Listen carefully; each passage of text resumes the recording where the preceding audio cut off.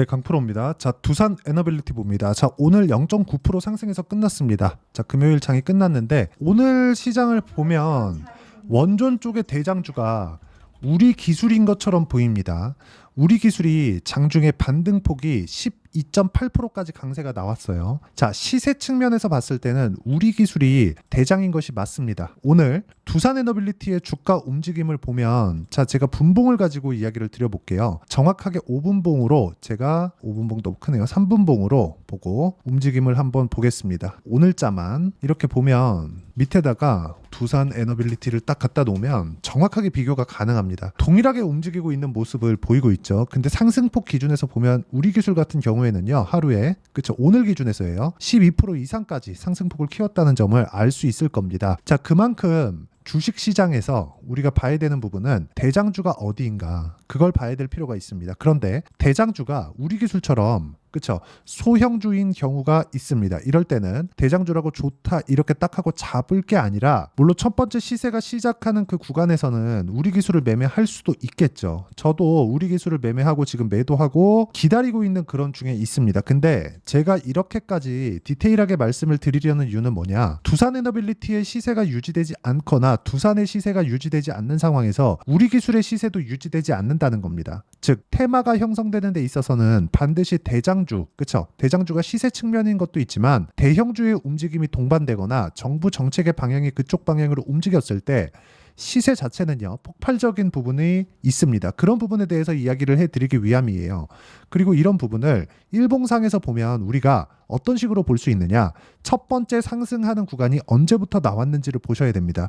자, 보세요. 우리 기술 같은 경우에 어떻게 됐죠? 5월달 들어서 고가 돌파를 해버렸고요. 고가 돌파를 하기 위해서는 거래가 필요하고, 거래를 보고 가격을, 제가 누차 이 말씀드리는 내용 중에 하나가 가격을 봐야 된다고 계속 말씀드리잖아요. 이렇게 말씀드리는 건 주가 올라간다, 누군가 산다, 누군가 사는 건 돈이 들어온다는 거다. 즉 가격을 본다는 건 돈을 본다는 거나 마찬가지입니다. 주식시장에서 돈보다 믿을 게 많은 건 없습니다. 자, 이게 무슨 말이냐면, 올라가는 과정에서는 시세가 발생한다는 것이고, 시세가 발생하는 구간에서는 앞으로 좋아질 만한 내용이 있다는 겁니다. 근데 원전 시장 같은 경우에는요, 정부 정책의 방향이 이쪽 방향으로 흘러가야 가능한 거잖아요. 뭐 기업에서 어떻게 투자를 한다고 한들 정책 방향이 그쪽으로 흘러가지 않는다면 어떻게 될까요? 그렇죠? 진행되지 않습니다. 근데 원전 같은 경우에는 글로벌 분위기 그리고 글로벌 방향이 엄청나게 큰 영향을 끼칩니다. 최근에 미국에서도 전기 부족 사태가 있죠. 이런 부분이 모두 다 반영된 지금의 시세 결과라고 보시면 되고, 두산 에너빌리티 같은 경우에는 거래가 줄었는데도 불구하고 오늘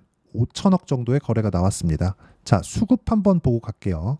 가격에 대해서 계속 말씀드리고 있는데, 굳이 수급을 보는 이유는 매집 구간이 어디에서 이루어지고 있는지를 말씀드리기 위함입니다. 자, 내용 보시면 17,000원 선부터 지금 21,000원 정도 하니까 이쪽 구간이 계속해서 외국인들의 매집 구간으로 보이죠. 대략 한 달 정도의 기간 동안 3천억 정도의 매수 물량이 몰려 있습니다. 최근에 여기 16% 정도의 시세 구간이 있었는데, 그쵸? 계속해서 매집 그 물량 자체를 계속 늘려오고 있죠. 1160억, 360억, 오늘 95억, 이런 정도의 상황이 나옵니다.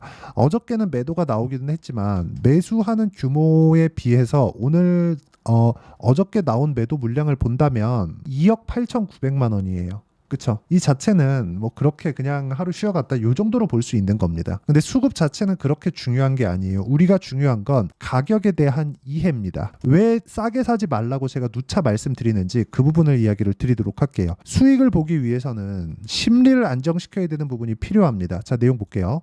우리 기술입니다. 우리 기술 원전 관련주 중에 지금 대장이죠. 물론 우리 기술이 대장의 자리를 계속 유지하기 위해서는 두산 에너빌리티가 빠지지 않고, 두산이 빠지지 않고 버텨줘야 됩니다. 근데 우리 기술이 이런 시세를 내기 전에 아까 전에 보여드렸는데 두산에 대한 시세가 먼저 나왔다는 거예요. 그렇죠? 두산에 대한 결과치도 제가 보여드릴 건데, 그 전에 우리 기술 같은 게 어떻게 됐나요? 고가 돌파하는 구간이 있고 나서, 그렇죠? 고가 돌파하는 구간, 이쪽 구간이 있고 나서 저는 매수하는 폭을 늘려왔고, 결과적으로는 5월 29일 날, 이번 주 수요일입니다. 수요일 날 매도했을 때의 결과가 23.65%의 수익 구간으로 마감이 됐다는 거고, 이런 매매를 할 수 있었던 건 두산입니다. 두산. 자, 두산 보시면 어떻습니까? 올라가는 구간에 매수를 당연히 했고요. 그리고 매도 14.7%의 수익 구간에서 끝냈죠. 그리고 오늘 두산 에너빌리티를 제가 매수 구간에 잡고 들어갔습니다. 2833원. 오늘 두 번 매수했고요. 여기 분봉으로 제가 가격대를 체크해드리면 자 보세요.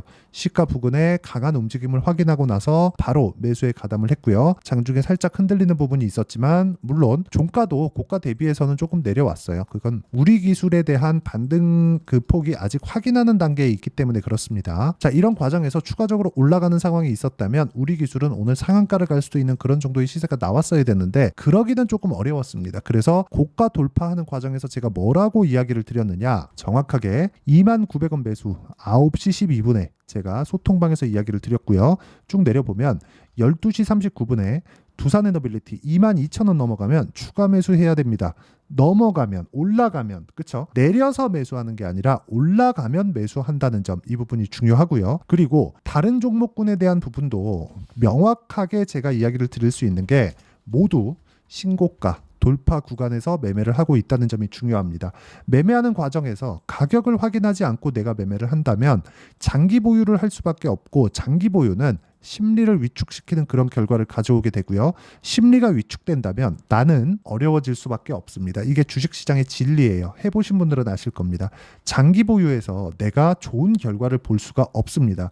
가치라는 이야기를 하는데 주식시장에서의 가치란 미래 가치를 이야기를 하는 거지, 지금 현존하는 실적 대비해서 무언가가 있고 이런 부분에 대한 내용은 그렇게 중요한 내용이 아닙니다. 그래서 제가 말씀드리는 게 주식시장은 미래 가치를 반영하는 과정에서 가격을 보시고 가격 기준에서 우리가 꾸준하게 추적 관찰하고 이러기 위한 공부를 해 나가야 된다. 그 공부에 대한 내용을 어떤 식으로 어떤 종목을 그 구간별로 봐야 되는지를 제가 여기 소통방에서 실시간 타점으로 다 공유를 해드리고 있고요. 무엇보다 무료로 진행하고 있으니까 구독과 좋아요 눌러주시고 상단에 있는 전화번호로 구독 또는 소통이라고 문자 보내주시면 제가 소통방 입장 링크를 순차적으로 공유를 해드리도록 하겠습니다. 자, 계속해서 제가 두산 관련된, 원전 관련된, 그쵸, 우리 기술 관련된 이야기를 드렸고, 다른 반도체 종목군들, 최근에 반도체도 강했으니까 반도체 종목군들 같은 경우에도 보면 어떻습니까? DI 보세요. 매수 매도 22%, 매수 매도 26%,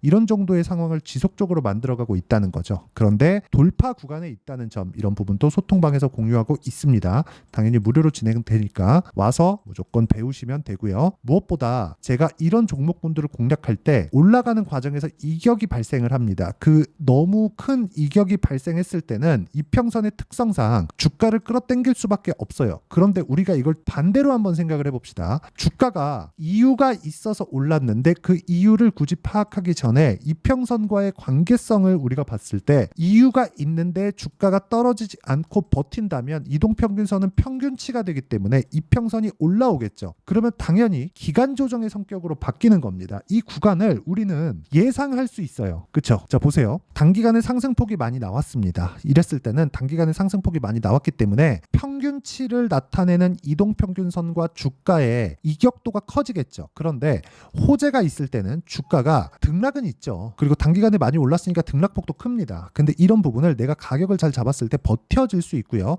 그 버텨지는 구간을 내가 무작정 돌파한다고 매수할 게 아니라 확인하고 매수했을 때 보유기간을 줄일 수 있고요. 보유기간을 줄이고 있었을 때 22평과의 이격도를 계산해 볼 수 있다는 거죠. 왜? 평균 가격이니까. 그러면 대략, 그쵸? 지금 30일치를 찍어놨는데 열흘 정도, 이 정도 빼면 가파르게 22평이 올라오고 있는 상황이 아래 평균 가격이 빠지기 때문에 그렇습니다. 그러면 다음 주에 가면 20일 이동평균선의 기울기, 각도는 더 가팔라질 수밖에 없고요. 이격도가 줄어들 수밖에 없죠. 이평선과 주가가 만나는 건 두 가지 조건이 됩니다. 자, 보세요. 주가가 내려와서 또는 올라와서 이평선과 만나거나, 아니면 주가는 기간 조정의 성격을 보이고 이평선이 올라와서 주가하고 만나거나, 둘 중에 하나가 됩니다. 단기 이평선 5일, 10일, 20일까지는 만날 가능성이 높고요. 60일 이평선까지는 추세 상승 구간에서는 고가에서 만날 가능성이 높아집니다. 그렇죠? 멀면 멀수록 만나기가 어려워진다는 거죠. 이걸 잘못 이해해서 장기 평선과 붙어 있을 때 주식을 사는 분들이 있을 텐데, 그럴 때는 추세 형성 전이거나 추세 이탈 시작점일 수가 있습니다. 그래서 이런 부분을 싹 다 배제하시고 우리는 장기 이평선 200일 이평선 하나 보고요. 20 그리고 60 딱 여기까지만 봅니다. 단기 내가 단타를 치기 위해서는 5일 이평선과 이격도가 벌어져 있는 상태에서만 매매를 합니다. 수렴 자체는 생각하지 않으셔야 되고요.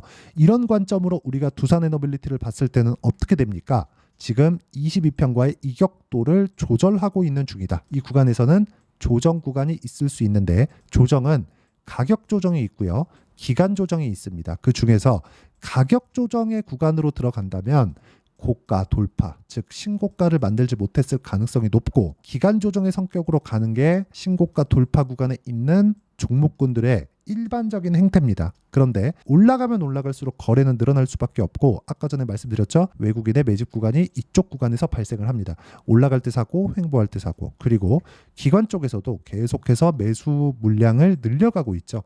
이런 부분이 있기 때문에 우리는 가격대를 이해하고 판단하는 것만이 주식시장에서 미래 가치를 좋은 부분으로 풀어나갈 수 있는 겁니다. 그리고 이 내용에 대한 부분 어떤 식으로 장중에 실시간으로 내가 파악을 해야 되고 어떤 종목을 봐야 되는지를 아까 전에 말씀드렸죠.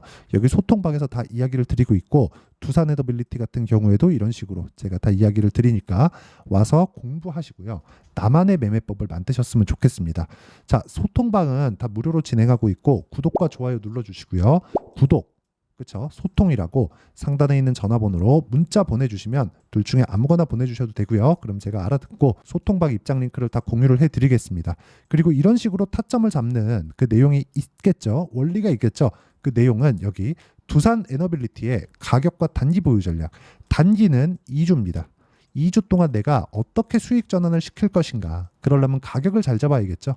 이 부분에 대한 내용을 제가 다 이해를 시켜드리도록 하겠고 무엇보다 최근에 두산 에너빌리티는 시세 시작 지점에 있기 때문에 두산 에너빌리티의 실시간 타점 그리고 원전 관련주의 실시간 타점을 제가 문자로 공유를 해드리도록 할 테니까 상단에 있는 전화번호로 두산이라고 문자 보내주시는 분들에 한해서만 제가 단기 보유 전략 그리고 실시간 타점을 문자로 공유를 해드리도록 하겠습니다.